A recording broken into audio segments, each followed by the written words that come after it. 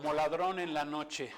Hoy vamos a hablar, en primer lugar, lo que es o qué significa como ladrón en la noche en la Biblia.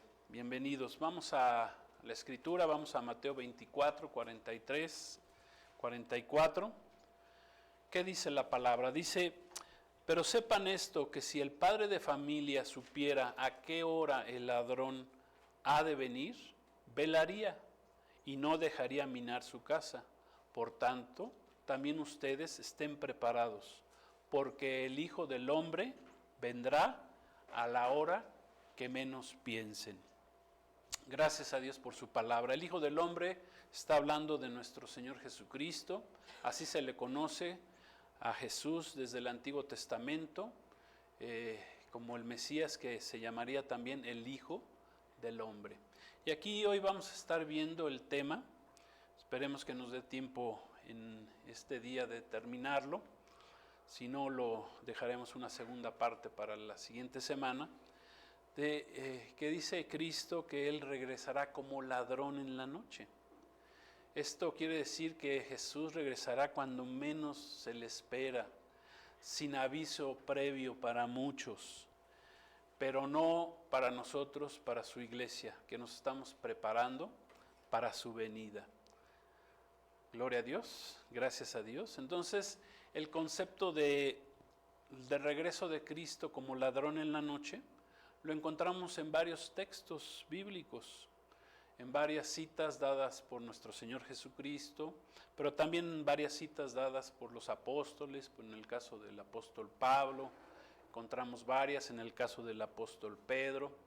Y aquí la advertencia que Jesús nos dejó, escrita a todas las generaciones de la iglesia, es que Él va a regresar como ladrón en la noche. Eso quiere decir que Él va a regresar sin que nosotros sepamos el día y la hora. Amén. De cuándo Él regresará para llevarse a su iglesia y librarla, a su iglesia de la última generación, de los 7 años de tribulación que vendrán al mundo. Por lo tanto, tenemos que estar preparados, listos, en una guardia permanente, esperando su inminente regreso, así como nos estamos cuidando, ¿verdad?, de que algún ladrón no se vaya a meter a nuestra casa, a nuestro hogar, o nos vayan a asaltar allá afuera. Pues así tenemos que estar preparados, listos. Jesús se lo advirtió, dijimos, a cada generación de la iglesia y sobre todo a esta generación que estamos esperando el evento del arrebatamiento, que está escrito ahí en 1 Tesalonicenses 4, 16 y 17. No lo vamos a leer, ya lo conocemos, pero ahí la palabra arrebatamiento viene de la palabra griega arpazo, que significa arrebatamiento, que significa, bueno, te le puede comparar con una palabra que se utiliza que a veces no gusta mucho, que es rapto, ¿sí? Pero ¿qué significa arrebatar? Arrebatar significa tomar con fuerza, agarrar a alguien para llevarlo a otro lugar. A eso se refirió Jesús con respecto al arrebatamiento. Entonces, la preocupación y ocupación del enemigo en este tiempo final es que nosotros los cristianos quiere hacernos tropezar, quiere engañarnos, quiere destruirnos, quiere por medio de la tibieza, de la ignorancia, del desconocimiento, del desánimo, etcétera. Él trata de que no estemos nosotros preparados para su regreso, para su venida, porque es uno de los alientos que el Señor nos da a su iglesia para que estemos preparados para su venida. Los cristianos, los que tenemos la palabra profética más segura, que es la Biblia, pues y tenemos la presencia del Espíritu Santo que habita en la iglesia, pues nosotros estamos siendo enseñados, estamos siendo guiados por la palabra, tenemos todo lo necesario para estar preparados para la venida de nuestro Señor Jesucristo. Y tenemos que estar listos en obediencia a la palabra de Dios, y por lo tanto un cristiano no tiene excusa de no estar listo, no tiene excusa de que un día venga el Señor como ladrón en la noche y no nos encuentre velando y preparados. Amén. Dice la palabra, ahora sí vamos a la escritura, vamos a Apocalipsis 16:15 para que vean que aquí está hablando nuestro Señor Jesús y le dice al apóstol Juan, dice lo siguiente, dice, he aquí yo vengo como ladrón. Otra vez está hablando Jesús, bienaventurado el que vela y guarda sus ropas, para que no ande desnudo y vean su vergüenza. Amén. Para la iglesia de Cristo y el mundo en general, el arrebatamiento, hemos estado hablando, es vital, es de vital importancia. Vital quiere decir que es de vida o muerte, ya que fue prometido por Jesús a sus discípulos para librarlos del periodo de la tribulación, de la ira de Dios que se desatará en el mundo en el tiempo final, donde vendrán 21 juicios de Dios y Dios nos va a rescatar. Tanto el arrebatamiento como la gran tribulación están estrechamente ligados. ¿Por qué? Porque tiene que cumplirse uno para que se cumpla el otro. Para que venga la tribulación al mundo, la iglesia de Cristo tiene que desaparecer primero, tiene que ser arrebatada, tiene que ser llevada a la presencia de Cristo. Tiene que tener su encuentro con Cristo, ir a las bodas del Cordero, para que entonces en el mundo comience el periodo de la tribulación y gran tribulación. Los 7 años que fueron revelados por Jesús mismo al apóstol Juan, y esos 7 años quiero decirles que en el Apocalipsis están descritos del capítulo 6 al capítulo 19. O sea que un 75% del libro del Apocalipsis hablan de ese periodo de 7 años. Por eso es tan importante ese periodo. Poquito antes de ese periodo viene el arrebatamiento de la iglesia, que está ahí en Apocalipsis 4:1, cuando el Señor le dice a Juan, ven, sube acá y te mostraré lo que sucederá después de eso. Y ahí comienza, después de que la iglesia está en el cielo, en el capítulo 5, ya aparece en el 6 y en adelante los 7 años de tribulación que vendrán al mundo. Entonces, ¿y por qué vienen al mundo y por qué son tan importantes esos 7 años? Bueno, porque la tribulación será un tiempo en el cual Dios tratará con el mundo incrédulo, con el mundo que lo rechazó. Dios nos dio un periodo de gracia, de salvación a través de Cristo, cuando funda su iglesia en la fiesta de Pentecostés, 50 días después de que Cristo había resucitado. 10 días después de que Cristo había ascendido al cielo, los discípulos esperaron al Espíritu Santo, y el cual cayó en el aposento alto 10 días después, o en el día 50, en una fiesta llamada de Pentecostés. Y dice que fueron todos llenos del Espíritu Santo. Comenzó ahí la iglesia de Cristo, amén. Y esa iglesia de Cristo pues ha permanecido durante varias generaciones, pero la iglesia de Cristo tiene un final. ¿Cuándo va a terminar la iglesia de Jesucristo? Cuando termine o cuando venga el evento del arrebatamiento. Por eso les digo que están estrechamente ligados, arrebatamiento y gran tribulación. Primero es arrebatamiento, eso es bien importante que lo entendamos, y después será el evento de los 7 años de tribulación. Pero vamos a entender, vamos a 2 Tesalonicenses, capítulo 2, versículos 6 y 9, esta cita sí la tenemos también, ahí la vamos a tener en las pantallas, y dice así, dice, y ahora ustedes saben lo que lo detiene, a fin de que a su debido tiempo se manifieste, porque ya está en acción el misterio de la iniquidad, solo que hay quien al presente lo detiene, hasta que él a su vez sea quitado de en medio, y entonces se manifieste aquel inicuo, a quien el Señor matará con el espíritu de su boca y destruirá con el resplandor de su venida. Inicuo, cuyo advenimiento es por obra de Satanás, con gran poder y señales y prodigios mentirosos. Es muy importante entender aquí en la palabra de Dios que el espíritu de como aquí dice la Escritura, que el misterio de la iniquidad o el espíritu de la iniquidad del inicuo, ahorita vamos a explicar qué es un inicuo, pues está desde que vino Cristo. Desde que vino Cristo ya está ese espíritu en el mundo, y dice que alguien detiene al inicuo para que se manifieste en el mundo.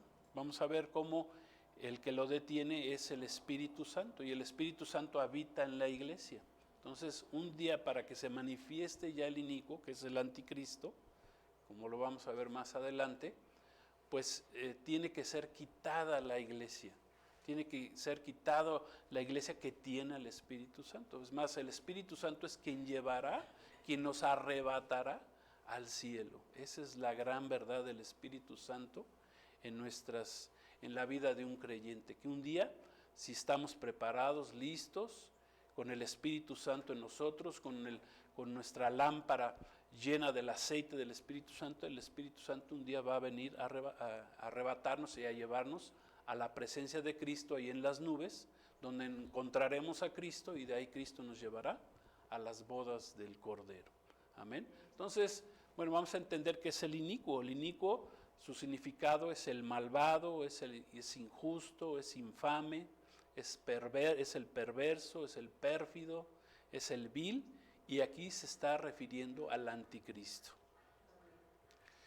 Entonces dijimos que el consenso general de quién al presente detiene al inicuo, al anticristo, para que se manifieste en el mundo, que entendemos que ya está en el mundo, pero no se ha podido manifestar, se manifestará plenamente hasta que desaparezcamos la iglesia preparada para irnos con él. Por lo que el primer gran acontecimiento que sucederá en el mundo, ¿verdad?, y que hará que el anticristo se manifieste, es que será quitado de en medio el Espíritu Santo, el Paracletos, el Consolador, ¿verdad?, el que habita en la iglesia, tendrá que ser quitado de en medio. ¿Para qué? Para que ese misterio de iniquidad, el inicuo, se pueda manifestar al mundo, aunque sabemos que ya está en el mundo. Y el espíritu o el misterio de iniquidad pues ha estado desde que el hombre cayó en pecado, y desde que vino Cristo mismo, ¿verdad?, cuando ese espíritu de iniquidad trató de matar a Cristo ahí cuando nació, que mandó Herodes a matar a los niños porque sabía que ya iba a nacer el Salvador, el Mesías, y ese espíritu, pues el espíritu del inicuo, que es el espíritu o es Satanás mismo, pues trató de matarlo. ¿Para qué? Para quitarlo de en medio, para que no se cumpliera la palabra de Dios. Bueno, pues la palabra de Dios se tiene que cumplir cuando se vaya el Espíritu Santo, se vaya a la iglesia, y entonces se manifieste aquel inicuo. El Espíritu Santo es el que hoy nos convence de pecado, de justicia y de juicio. De pecado por no creer en Jesús. Esa es la salvación, esa es la gracia. Dios Padre nos dio un Salvador, que es Jesucristo, para que el que en Él cree no se pierda, mas tenga vida eterna. Eso se le llama gracia, se le llama la gracia de Dios. Es un regalo de Dios, pero muchos no quieren aceptar ese regalo. Y ese periodo de gracia, repito, tiene un periodo de vigencia. Comenzó cuando Cristo muere en la cruz del Calvario y termina cuando sea arrebatada la iglesia de Cristo. ¿Sí vamos bien aquí? Entonces, ¿qué sucederá una vez que sea levantada la iglesia de Cristo? Bueno, pues que vendrá al mundo ese terrible tiempo que se le llama la tribulación, que es un tiempo de terror, de turbulencia. Dice la palabra, Jesús mismo dijo que los cielos serían conmovidos, el crecimiento de la maldad se hará exponencial. Si ya la maldad en el mundo está creciendo terriblemente, estando todavía la iglesia y estando el Espíritu Santo, pues imagínense cuando ya no esté el Espíritu Santo sobre todo, y la iglesia, que fue la iglesia encargada de predicar el Evangelio. Para eso estamos la iglesia, para eso vivimos la iglesia, los que hemos conocido a Cristo, para eso vivimos, para dar a conocer el Evangelio de Cristo. Amén. Mientras estamos con vida. Por eso una de las características de un verdadero cristiano, pues es aquel que predica el Evangelio de Cristo. O sea, si te preguntas, ¿soy verdadero cristiano o nada más tengo una religión? Bueno, pues examínate a ti mismo, checa si estás realmente predicando la palabra, si hablas de Cristo, si Cristo es lo primero en tu vida, si estás esperando, si tienes tus ojos puestos en Cristo Jesús. Ahí te puedes hacer todas esas preguntas, examinarte a ti mismo para ver si realmente amas a Cristo y estás esperando su venida. Dice ahí Mateo 24:12, también lo podemos ver ahí en las pantallas, dice: y por haberse multiplicado la maldad, el amor de muchos se enfriará. O sea, eso va a suceder en el tiempo en que las potestades demoníacas serán liberadas una vez desaparezca o se vaya el Espíritu Santo con la iglesia. Va a aparecer en el mundo todas esas potestades que darán inicio al imperio del anticristo. O sea que ahorita estamos en un periodo que Jesús mismo llamó el principio de dolores, pero ese principio de dolores pues serán los dolores de parto una vez que nos vayamos la iglesia. Será el periodo que Jesús dijo más amargo y terrible de la historia de la humanidad, por haberse multiplicado la maldad. O sea, la maldad se va a multiplicar, el amor de muchos se enfriará en el mundo. Y eso es algo terrible. Entonces, ya entendemos este paso. Tiene que venir primero el arrebatamiento de la iglesia, subir el Espíritu Santo, o el Espíritu Santo sube con la iglesia a la presencia de Cristo, y entonces en el mundo se va a desatar la tribulación de 7 años. Pero esa tribulación de 7 años está dividida, la palabra de Dios la divide en 2 tiempos, de 3 años y medio cada uno de ellos. Algo que quiero decir muy importante con respecto al arrebatamiento de la iglesia es que la palabra de Dios nos enseña en Mateo 25 que el Señor, y en Mateo 24 también Jesús enseñó que solamente la mitad de la iglesia será arrebatada. O sea que hay una mitad de la iglesia de Cristo que no está preparada de acuerdo a la Escritura. Hay 10 vírgenes, 5 fueron sensatas, 5 insensatas, 5 entraron a las bodas, ahí en Mateo 25, si quieren después leerlo ustedes, del 1 al 10, y 5 se quedaron. ¿Por qué? Porque fueron insensatas, porque no tenían sus lámparas llenas de aceite. El aceite representa al Espíritu Santo, y por eso es muy importante que entendamos y que nos preparemos para ser parte de esa iglesia que es de vírgenes sensatas, de vírgenes que sí van a subir al cielo, que van a ser arrebatadas en el momento del arpazo, que se van a ir con Cristo Jesús, para no quedarnos, porque dice que las otras 5 vírgenes insensatas, pues vino el novio por las sensatas y se quedaron las insensatas en el mundo, se quedaron a la tribulación. Esto es bien importante que lo entendamos. ¿Por qué? Porque vamos a ver que dentro de la tribulación pues habrá una parte, un remanente o la mitad de la iglesia, por así decirlo, de acuerdo a la Escritura, que se quedará a ese tiempo, que no se preparó una mitad de la iglesia. Por eso aquí podemos decir que, porque hay muchas teorías, hemos hablado, ¿verdad? Muchas formas de entender o querer entender el arrebatamiento de la iglesia. Muchos dicen, no, pues el arrebatamiento no es antes de la tribulación, es a la mitad de la tribulación. O el arrebatamiento, otros dicen, no, pues va a ser posterior a la tribulación, quién sabe cuándo sea, pero es posterior. Otros dicen, no, pues es hasta el final prácticamente de la tribulación. Entonces, pues entonces para ello, pues el arrebatamiento pues no tiene ningún sentido, por así decirlo, que la iglesia tenga que vivir el periodo de la tribulación, pues sería algo terrible, porque dice la Escritura que Jesús viene por una novia preparada que esté preparada con un vestido blanco, que esté limpio, que sus vestidos estén limpios. Entonces imagínense si Cristo viniera por una iglesia que está ensangrentada, que ha sido perseguida terriblemente, o sea, bueno, pues como que eso no es compatible con lo que dice la palabra de Dios. Entonces, el periodo de la tribulación, que dura 7 años, está dividido en dos tiempos de 3 años y medio cada uno de ellos.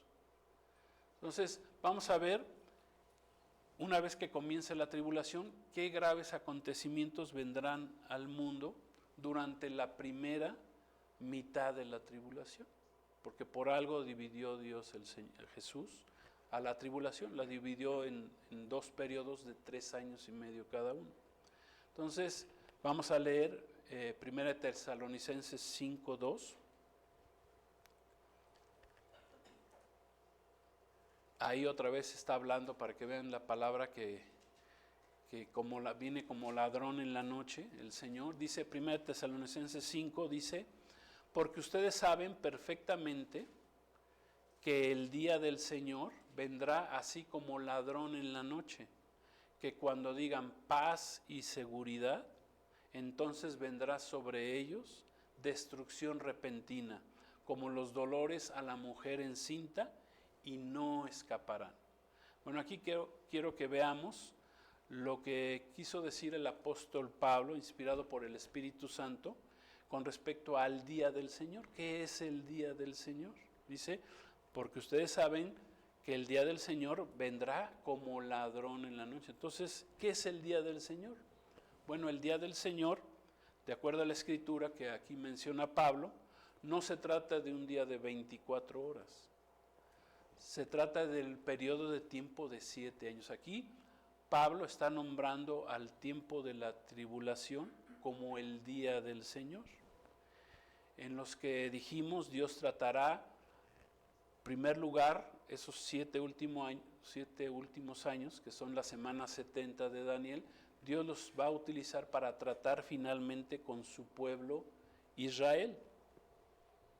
¿Para qué? Para su final redención, porque el pueblo de Israel en ese tiempo, que rechazó a Cristo, que rechazó al verdadero Mesías hace 2000 años, bueno, en ese periodo de tiempo va a recibir a Jesucristo. Finalmente Israel los recibirá como su Salvador, como su Mesías Salvador. Entonces, ¿para qué son esos 7 años o el día del Señor? Son para que en primer lugar Dios trate con el pueblo de Israel, y en segundo lugar, para que Dios desate sus 21 juicios sobre el mundo, sobre los moradores de la tierra que no aceptaron la salvación que Dios ofreció al ser humano durante casi 2000 años.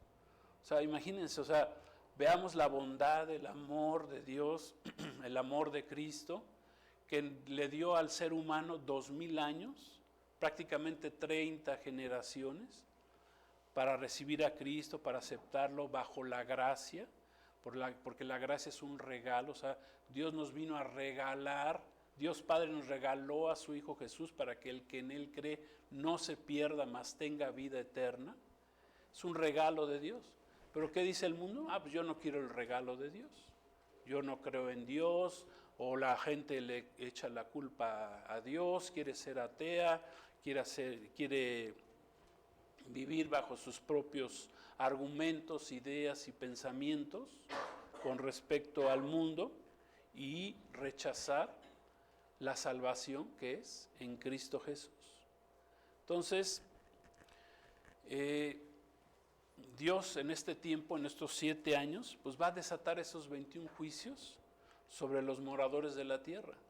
Será el tiempo final que Dios tratará con el hombre, para que el hombre, pues muchos de ellos, dice que porque habrá salvación en ese periodo de los 7 años de tribulación, sí habrá salvación para aquellos que resistan el no ser marcados con el sello de la bestia, del anticristo, o los que decidan en ese tiempo recibir a Cristo como su Señor y Salvador. Sí habrá salvación, pero será a costa de la vida, de que den su propia vida para recibir esa salvación. Por eso el libro del Apocalipsis es, pues muchos les da miedo conocerlo, o dicen Apocalipsis y luego nos imaginamos lo peor. Bueno, pues quiero decirles que el Apocalipsis, bueno, en primer lugar, Apocalipsis significa revelación, o sea, viene del griego apocalipto, que significa revelación, o sea, es una revelación dada por Dios a Juan hace casi 2000 años para saber lo que Dios iba a hacer en el tiempo final. Pero el Apocalipsis es un libro de amor, es un libro de compasión. Bienaventurado el que lee y entiende, dice Apocalipsis 1, las palabras, las profecías escritas en este libro. O sea, que tienen que ver con salvación. Dios quiere que se salve el hombre, pero a veces el hombre solamente busca a Dios ya cuando tiene la soga al cuello, ya al final, ¿verdad? Por eso Dios va a tener que presionar al hombre, pero dice la Escritura que nuestro Dios no quiere que nadie se pierda. Amén. Pero el hombre con libre albedrío pues dice, pues yo sí me quiero perder, ¿ven?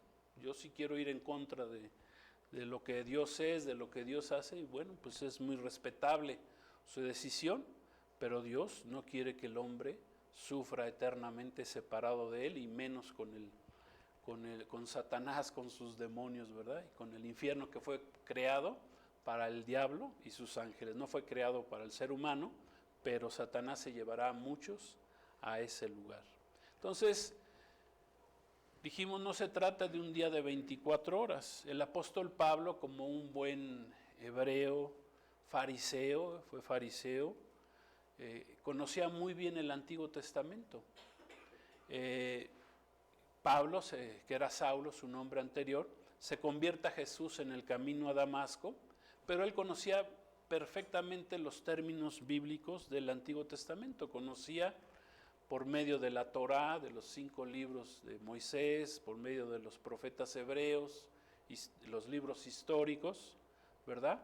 Conocía el término de lo que sería el día que él escribe aquí, el día del Señor. Y Pablo lo conocía, por ejemplo, en el Antiguo Testamento, lo conocía con el nombre, por ejemplo, del día de la venganza, así se le conoce en el Antiguo Testamento. El tiempo de la angustia para Jacob es otra forma de mencionar lo que es el día del Señor. También se le conoce como la semana 70 de Daniel, que Dios le dice a Daniel, voy a tratar con mi pueblo durante 70 semanas, son 70 semanas de 7 años, bueno, eso es un tema aparte. Quedó una semana pendiente después de la muerte de Cristo, que muere en la semana 69, queda una semana pendiente que es la semana de 7 años, que será la tribulación que dará comienzo una vez que sea arrebatada la iglesia de Cristo. También se le conoce en el Antiguo Testamento, y Pablo la conocía como el día de la ira de Jehová, y también se le conoce como el día de la aflicción de Israel. ¿Por qué? Porque el pueblo de Israel será finalmente afligido, pero, repito, dice Romanos 9, 10 y 11, que Israel aceptará a Jesús como su Mesías y Salvador finalmente. Amén. O sea, Dios no ha desechado a su pueblo Israel, como muchos creen. Israel es un pueblo, es diferente de la iglesia, amén, de la iglesia de Cristo, pero dice la Escritura que de los dos pueblos Dios hizo uno solo, amén. Pero somos dos pueblos diferentes, gloria a Dios, y que Dios encomendó diferentes cosas a cada pueblo, pero finalmente convergeremos cuando todos acepten a Jesús como su Mesías Salvador. Amén. En el Nuevo Testamento quiero decirles que los nombres o términos bíblicos para el día del Señor, para el periodo de la tribulación, esto nos va a ayudar mucho a entender todos estos conceptos, pues se le llama la tribulación. La segunda parte de la tribulación, los segundos 3 años y medio, Jesús los llamó ahí en Mateo 24, la gran tribulación. también se le conoce como la ira venidera, el día del Señor, amén, como lo escribió Pablo, el día del Señor. También se le conoce como la hora de la prueba, eso está escrito ahí en Apocalipsis 3:10, la hora de la prueba. La hora de la prueba son esos 7 años, donde el Señor recomienda a la iglesia pues que estemos preparados para no pasar por esa hora de la prueba. Y también se le conoce como el gran día de la ira del Cordero, y como la ira de Dios y la hora del juicio. Gloria a Dios. Todos esos conceptos o nombres del Antiguo Testamento como del Nuevo Testamento, todos tienen que ver con lo que menciona Pablo ahí, el día del Señor. Y por eso Pablo dice, el día del Señor vendrá, ¿sí?, así como ladrón en la noche. O sea, el mundo no se dará cuenta de que la iglesia será arrebatada. Mitad de la iglesia no se dará cuenta porque no se preparó, porque fue una iglesia tibia, fue una iglesia apóstata, fue una iglesia que no vivió en santidad, fue una iglesia que fue engañada por el mismo enemigo y que no estuvo lista. O fue una iglesia sin santidad que no se esforzó a vivir en santidad y que será dejada atrás. Entonces, dijimos que la tribulación o el día del Señor, con todos los nombres que acabamos de mencionar, pues está dividido en dos. Son 7 años, pero están divididos en dos. Los primeros 3 años y medio tienen que ver con la revelación o la aparición o manifestación, como quieran llamarle, del anticristo en el mundo, que en ese momento va a aparecer como un ente de paz, como está escrito ahí en Apocalipsis 6, con el caballo blanco que su jinete viene con un arco y con pero ese arco no tiene flechas. Bueno, pues eso habla de la aparición del anticristo en el mundo. Bueno, pues él va a fungir como un ente de paz, quien fungirá para traer la paz entre Israel y sus vecinos. Por eso la guerra que está teniendo que pasar el pueblo de Israel nos va, de acuerdo al tiempo que estamos viviendo, pues nos va a llevar a esto. La guerra en Israel va a terminar cuando el anticristo surja en el mundo y haga que Israel firme un tratado o un pacto de paz entre Israel y sus vecinos, y a lo que la palabra de Dios lo llama, el profeta Isaías lo llamó, el pacto con la muerte, o el pacto o el convenio con el Seol.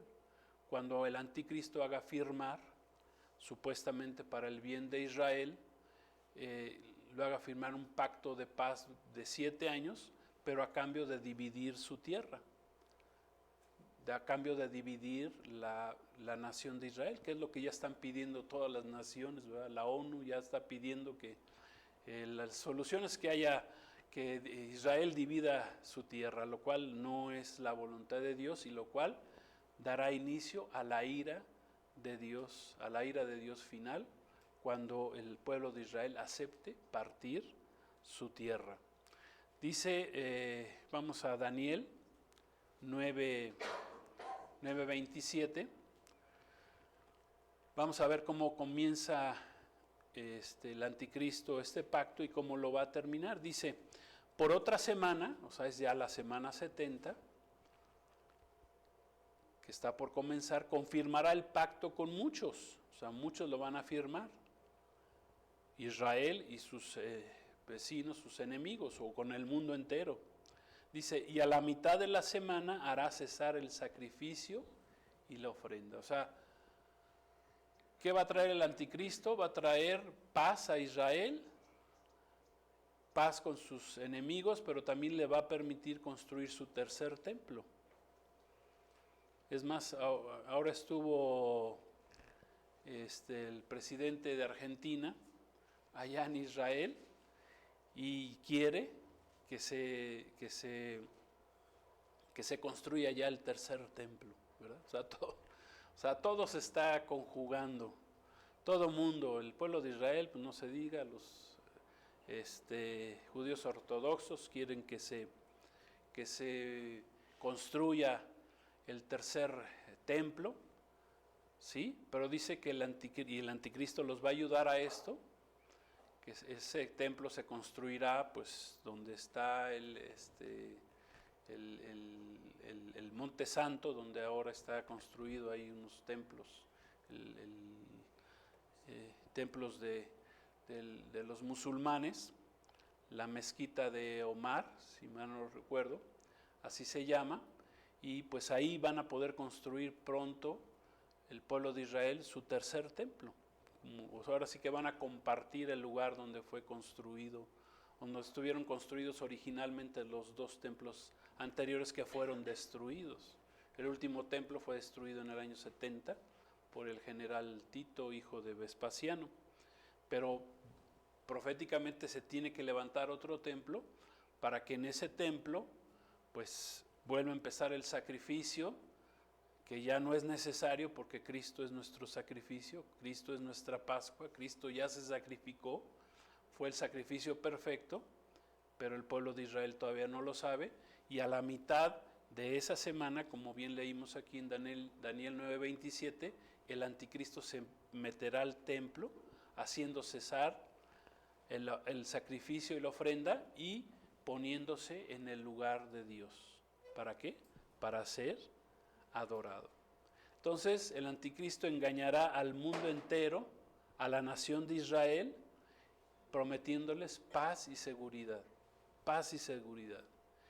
¿Qué va a hacer el anticristo con Tierra Santa? Pues la va a dividir, va a dividirla, y la ciudad de Jerusalén, pues que es la ciudad del gran rey, la ciudad donde Jesucristo va a regresar al final de la tribulación, pues eso no le va a gustar nada a nuestro Dios, y comenzarán esos 7 años de la ira de Dios sobre el mundo. Jesucristo, ¿verdad?, va a regresar a gobernar el mundo en la ciudad de Jerusalén.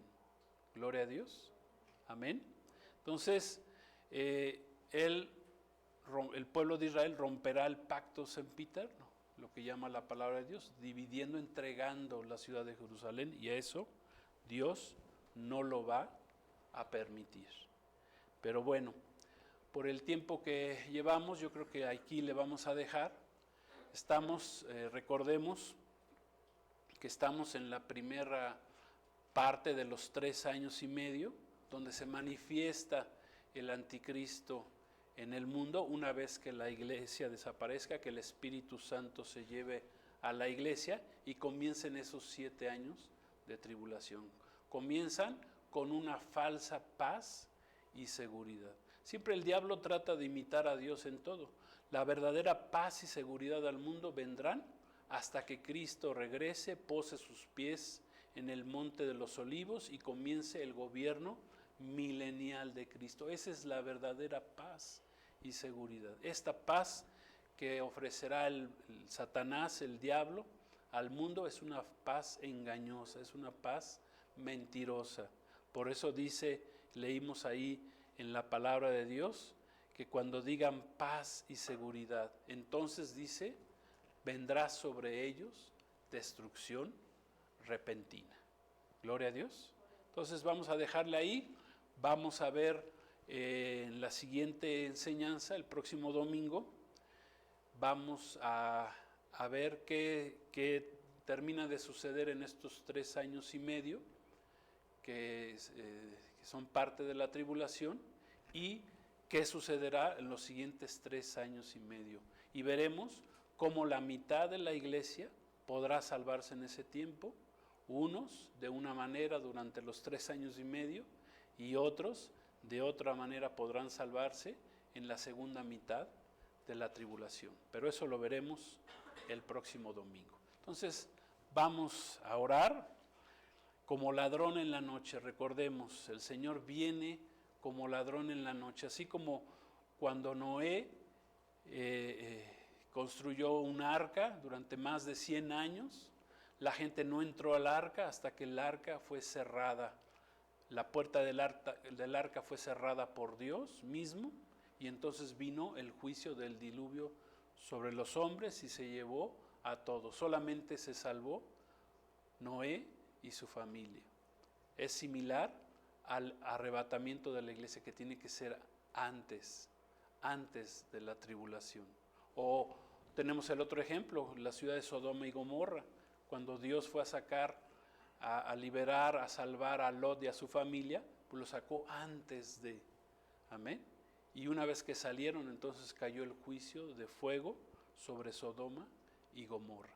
Así va a suceder en el mundo. Por eso dice la palabra que el Señor viene como ladrón en la noche.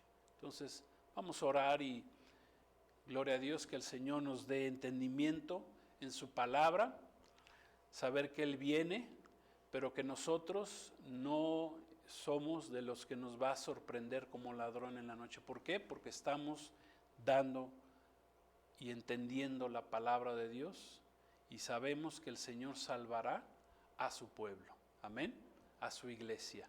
Gloria a Dios. Entonces vamos a hacer una oración, vamos a pedirle al Señor que nos abra los ojos, nos dé entendimiento. Él con esta enseñanza pues ya no viene para nosotros como ladrón en la noche. ¿Por qué? Porque nosotros lo estamos esperando. Y como dice la iglesia, como dice Apocalipsis, la iglesia decía, ven Señor Jesús. El Espíritu Santo y la iglesia dicen, ven Señor Jesús. Oramos. Padre, te damos gracias por esta palabra que nos has dado, que nos has concedido. Gracias, Señor, danos entendimiento. Estamos enseñando la escatología bíblica, Señor, lo que sucede, lo que sucederá en este tiempo final, en estos tiempos finales, que tú ya vienes. Queremos prepararnos, queremos preparar a tu iglesia, queremos preparar, avisar, Señor, ser atalayas a aquellos que no conocen lo que viene al mundo, Señor, pero que ya está muy pronto por suceder.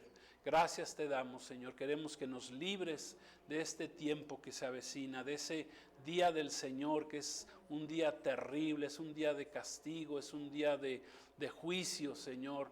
Pero aún ahí tendrás tu misericordia, porque eres un Dios de misericordia, Señor. Pero gracias. Hoy estamos a tiempo, Señor, de buscarte, como dice tu palabra, como escribió el profeta Isaías, que te busquemos, que en el tiempo, en el tiempo que puede ser encontrado, Señor. Y hoy ese es el día, hoy es el día de salvación.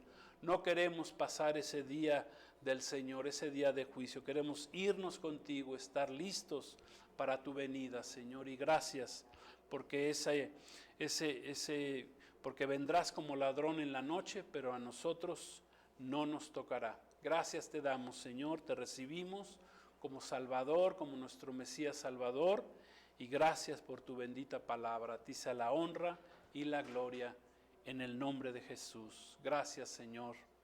Amén. Gloria a Dios. Pues Maranata, Cristo viene, y gracias. Nos vemos el próximo domingo, primero Dios. Bendiciones.